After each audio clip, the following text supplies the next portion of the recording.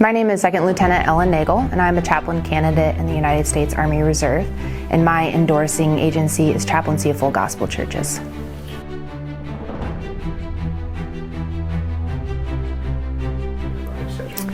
I have a husband of almost 4 years now.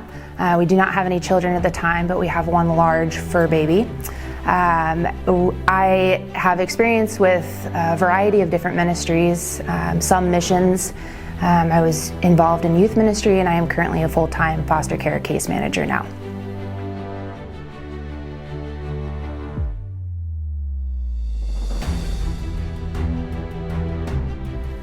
My undergrad was actually in biochem, and I was adamant that I was going to go the medical route. And the Lord closed the door on that, and I didn't want the door to be closed on that. So I did take a year off after my undergrad to do missions, and it was in the mission field that the Lord gave me a heart for the military population.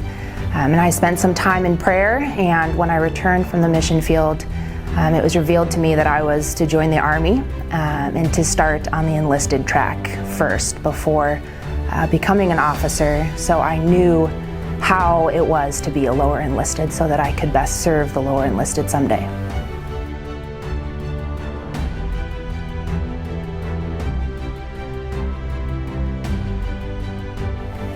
I love the diversity that is found in the Army, and even here being with other religious professionals, there is still diversity here. And even within the Christian faith, there's so many different denominations. And so I think one of the biggest takeaways for me is just the focus that we have to keep on unity as a diverse team, and making sure that we are meeting each other where, meeting soldiers where they're at and meeting each other where we're at without compromising our own beliefs and staying true to ourselves again, but making sure that we're open and inviting others into communion and community with one another.